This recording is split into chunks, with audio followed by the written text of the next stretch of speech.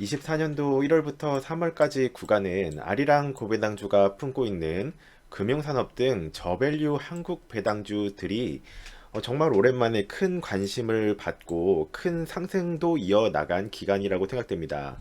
하도 다 너무 올라대니 대체 이제는 좀 언제 다시 좀 괜찮은 가격으로 살 수 있을까 같은 생각도 들었지만, 역시나 3월 중순부터는 가장 큰 관심을 급격하게 받았던 대상들인 금융주들과 저밸류 고배당주들이 좀 조정을 받고 있는 시기인 것 같습니다. 배당 ETF들로는 대표적으로 한국은 아리랑 고배당주, 그리고 미국의 경우에는 SCHD를 추종하는 서울 미국 배당 다우존스 달러 해지 상품을 투자하고 있는데, 이 서울 미국 배당 다우존스의 경우에는 역시 뭐 변동성이 낮지는 않지만 조정이 약간 제한적이었던 부분과 비교하여 볼 때 아리랑 고배당주의 경우에는 하락폭이 좀 크게 느껴지고 있는 부분이 체감되고 있습니다. 국내 배당주들은 배당 ETF뿐만 아니라 포트폴리오에서 가장 높은 비중을 차지하고 있는 SK텔레콤 또한 조정장을 피해갈 수 없는 상태인데, 1년 정도 주기로만 시간 배열을 좀 늘려서 보더라도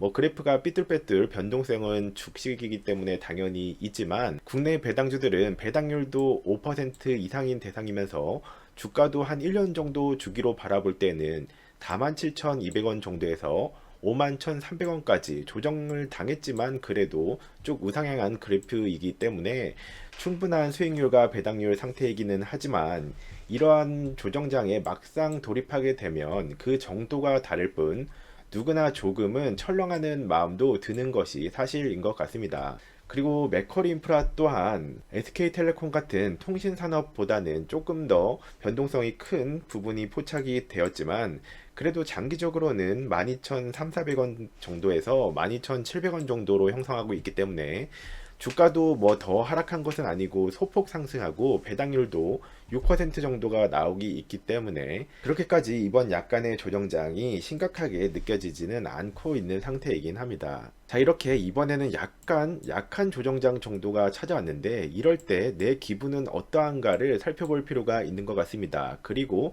내 기분에 따라서 어떤 행동을 실제로 할 수 있는가도 굉장히 중요한 요소라고 생각됩니다.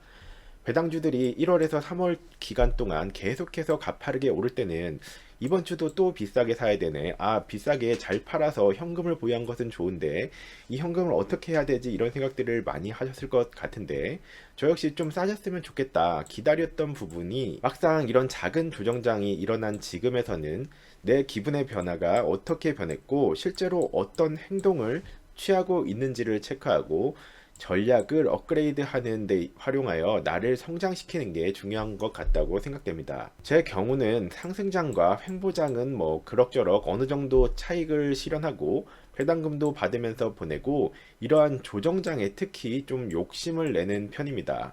계속해서 사고 싶은 것들, 또 사려고 했던 것들을 가급적이면 세일을 할 때 더 사고 싶기 때문입니다. 그러나 인간의 본능은 돈의 하락을 과거에 축적된 잘못된 본능 때문에 뇌에서는 실제로 죽음의 호르몬이 분배된다는 과학적 연구가 밝혀진 상태입니다. 그 때문에 결코 역행하는 행동이 쉽지 않은 과학적인 이유들이 존재합니다.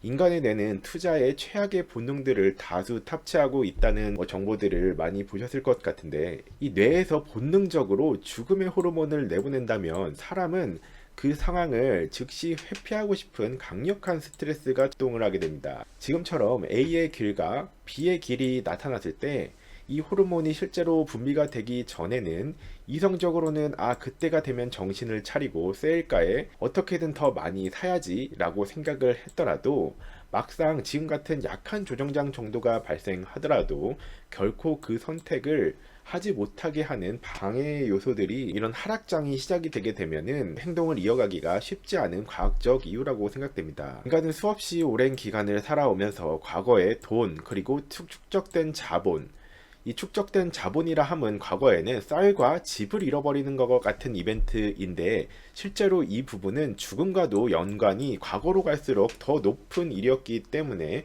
너무나도 중요한 이벤트로 사람의 뇌에는 각인이 되어 있습니다.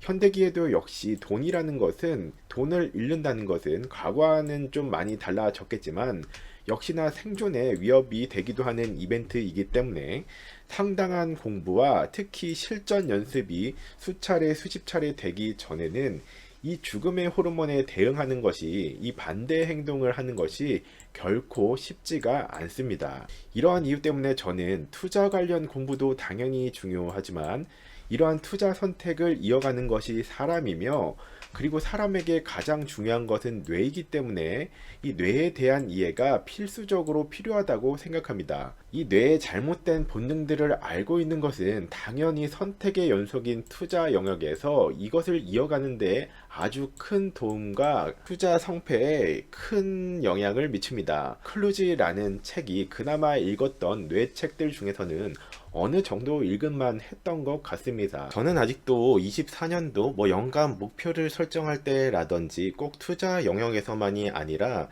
종이에다가 좀 생각을 정리하는 것을 좋아하고, 그리고 적어서 벽에다가 가장 많이 보고 잘 보이는 곳에다가 붙여놓는 것을 습관화한 것이 한 15년 정도 이어지고 있는 것 같습니다.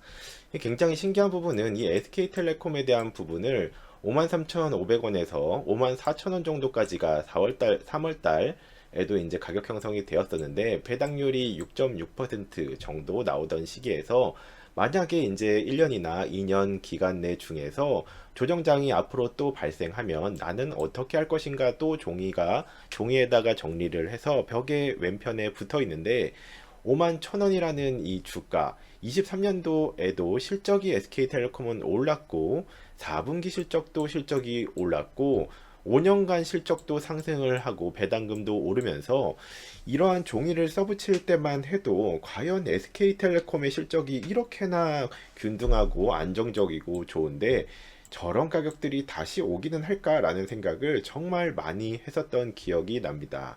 그렇게 써붙여 놨던 종이인데, 그런데 참 이 변동성이란 녀석은 몇 달도 안 돼서 한 두 달 만에 기회가 또 와준 것 같습니다. 벌써 이 51,000원이라는 주가가 정말로 올까를 생각했는데, 이 영상을 촬영하는 기점에서 51,300원까지 내려간 것이 확인되고 있던 상황이라 51,000원 기준으로는 이제 배당률이 거의 7%가 나오기 때문에 이런 시기들이 매우 기다려진다라고 메모를 해놨던 부분입니다. 그리고 한 10% 정도만 빠지더라도 48,000원이라는 주가가 과연 오는 날이 있을까라고 붙여놓은 부분인데, 무려 배당률이 7.4%가 나오는 구간이고, 그리고 언젠가 살아가면서 또 20% 정도 주가가 큰 변동성을 겪어서 42,000원이라는 주가가 형성되는 때가 있을까? 이러면 배당률이 무려 8.2%가 되는데, 실적만 꾸준하게 유지가 되는 상황에서 이 정도 가격이 또 찾아오면 너무나 신날 것 같다 라고 붙여놓은 종이입니다. 이런 세 개 구간이 살아가면서 과연 오기는 할까라고 생각했는데 두 달 만에 첫 번째 스텝이 발생을 한 상태입니다. 그리고 제가 굉장히 좋아하는 대상이었던 이 아리랑 고배당주, 이런 사고 싶은 대상들마다 반복해서 생각을 정리하는데 종이에다가 적는 것은 정말 효과가 좋은 것 같습니다. 이 복잡한 미로 같은 상황들 속에서 결정을 어쨌든 해야 되는 건데, 반복해서 쳐다보다 보면 뭔가 또 생각이 업데이트되고 정리가 되면서 다시 쓰고, 이런 반복들을 하다 보면 아이디어가 계속 떠오르는 것 같습니다. 이 외에도 종이들이 굉장히 많이 붙여 있는데, 투자에 관련된 종이 일부가 이렇게 벽 왼편에 커다란 이제 자석 기능이 있는 화이트보드를 벽에 붙여놓고 이런 식으로 계속 썼다 붙였다를 하면서 정리를 한 편입니다. 이 외에도 생각을 정리하기 위한 용도로 에버노트 앱을 쓰고 있으며, 여기에 기록되는 생각들은 현행 관리되는 것만도 500개 정도 이상이 관리를 하고 있습니다. 이런 부분 때문에 저는 나중에 지인이나 자식분들에게는 그냥 워런 버핏과 유사하게 80%에서 90%는 그냥 투자에 아주 매우 높은 관심과 노력을 할 수 있는 사람이 아니라면 그냥 S&P 500과 코스피 지수에 정기 투자를 하라고 조언을 할 것 같습니다. 결국 주식과 투자는 늘 불확실성과 변동성과 함께 살아가야 하는 것 같습니다. 늘 상승장과 하락장 그리고 횡보장 속에서 플레이를 계속해야 하는 게임이기 때문에 이것이 누구에게는 맞을 수도 있고 누구에게는 안 맞을 수도 있는데, 제 생각에는 맞지 않을 사람들이 훨씬 더 비중이 높을 것이라고 생각하는 부분도 있습니다. 봄날 같은 상승장에만 기쁘다면 다른 계절도 필연적으로 찾아올 수밖에 없는 자연적인 투자 생태계 속에서 끊임없는 스트레스가 누군가에겐 발생할 수가 있기 때문이라고 생각합니다. 즉, 변화하는 세 가지 계절들 속에서 살아가는 방법을 터득해야 하며, 불편한 점과 고통스러운 점이 있다면 외면하지 않고 두 눈 똑바로 쳐다보고 원인을 찾고, 그리고 원인을 외부에서 절대 찾으면 안 되고 원인은 무조건 나에게 있다는 생각을 갖는 것이 굉장히 중요한 것 같습니다. 그래야 개선 방법을 찾으려고 노력하게 되고 올바른 방향성을 잡을 수 있기 때문이라고 생각하며, 물론 이것이 바로바로 몇 시간, 며칠 만에 딱딱 해결책이 떨어져서 나오지는 않는 약간 모호한 영역인 것 같습니다. 4월에 진입한 후에 가장 큰 특이사항으로는 먼저 포트폴리오에서 상당 부분을 차지하던 채권 부분을 전체를 손절했습니다. 몇 년간의 굉장히 이례적인 일인데, 무려 지난달만 해도 포지션을 꽤 높게 잡고 있었고 여전히 투자를 유지하려고 했던 상황에서 이러한 선택을 한 이유는 모두가 파월의 발언과 금리 인하를 바라고 있는 것은 맞으며, 확률적으로도 아직도 방향성 자체는 금리 인하의 방향성이 훨씬 더 높다고 생각하는 부분에 동의를 하지만, 코로나 발생 연도 이후에 미국이 계속해서 찍어내고 있는 이제 M2 화폐 총량 발행량을 지켜보다가 코로나 이전 시기만큼으로 줄이지 않고 계속해서 약간 제 기준으로는 과도하게 계속해서 화폐 총량을 풀면서 금리 인하를 잡기 위한 데이터는 결국엔 물가 상승률인데, 물가 상승률이 원하는 데이터가 나오지 않고 있다, 이런 멘트를 반복해서 치는 것이 제 입장에서는 화폐를 코로나 연도 이전보다 훨씬 더 많이 계속 찍어낸다면 당연히 물가는 더 오르는 법인데 그것을 낮출 것이라고 기대를 했으나 데이터가 영 시원치 않으며, 그리고 이렇게 불어난 화폐 총량 및 지속적인 증가는 하이퍼 인플레이션의 확률이 아직은 엄청나게 높다고는 판단하고 있지는 않지만, 이러한 불확실성 부분들에 참여하지 않기로 이례적으로 결정을 내린 부분입니다. 시장에서는 채권 관련해서는 이미 연간 3회 정도의 금리 인하가 일어날 것이다 라고 예상을 하고 있으며, 그 부분은 장기 채권 가격에 반영이 되어 있습니다. 실제 금리 인하가 확실하게 가능해지는 데이터들이 확실하게 확인된 시점에서는 높은 기회비용이 존재하는 부분이 매우 탐나는 것은 사실이지만, 이 돈을 벌 수 있는 기회들을 그냥 패스하기로 한 결정입니다. 모든 돈이 내 돈이 아니며 저 공을 꼭 쳐야만 하는 상황이 지금은 아니기 때문에, 특히 지금 상황은 공이 너무 이상해 보이기 때문에 마이너스 1.5% 상태에서 전액을 손절해버린 상태입니다. 구독과 좋아요, 알림 설정을 해주시면 대표적인 고배당주들 및 비과세 운영 팁 정보를 가장 빠르게 만나보실 수 있습니다. 시청해주셔서 감사합니다.